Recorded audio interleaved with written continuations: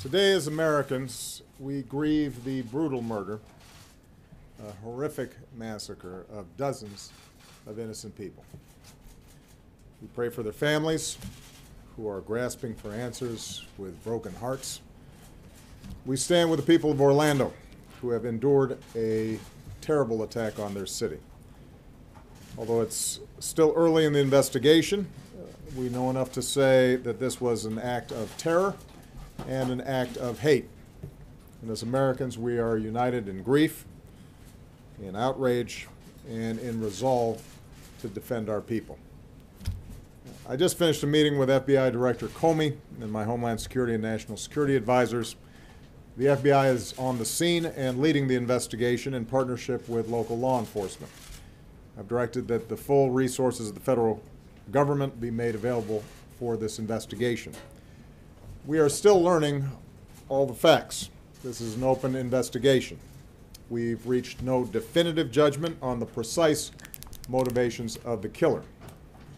The FBI is appropriately investigating this as an act of terrorism, and I've directed that we must spare no effort to determine what, if any, inspiration or association this killer may have had with terrorist groups.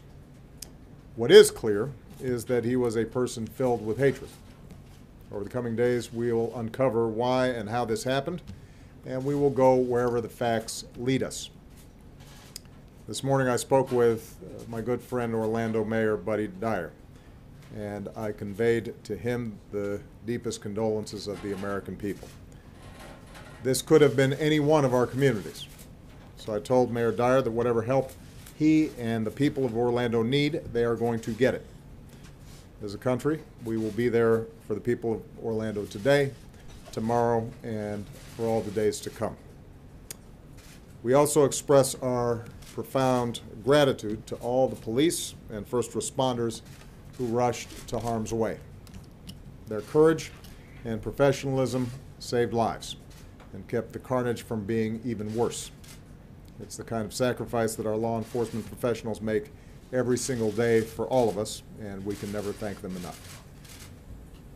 This is an especially heartbreaking day for all of our friends, our fellow Americans who are lesbian, gay, bisexual, or transgender. The shooter targeted a nightclub where people came together to be with friends, to dance and to sing and to live. The place where they were attacked is more than a nightclub. It is a place of solidarity and empowerment where people have come together to raise awareness, to speak their minds, and to advocate for their civil rights. So this is a sobering reminder that attacks on any American, regardless of race, ethnicity, religion, or sexual orientation, is an attack on all of us and on the fundamental values of equality and dignity that define us as a country. And no act of hate or terror will ever change who we are or the values that make us Americans. Today marks the most deadly shooting in American history. The shooter was apparently armed with a handgun and a powerful assault rifle. This massacre is therefore a further reminder of how easy it is for someone to get their hands on a weapon that lets them shoot people in a school or in a house of worship or a movie theater or in a nightclub. And we have to decide if that's the kind of country we want to be. And to actively do nothing is a decision as well. In the coming hours and days, we'll learn about the victims of this tragedy. Their names, their faces, who they were, the joy that they brought to families and to friends, and the difference that they made in this world. Say a prayer for them, and say a prayer for their families.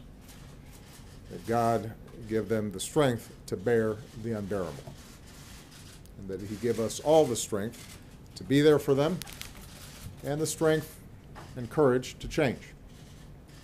We need to demonstrate that we are defined more as a country by the way they live their lives than by the hate of the man who took them from us.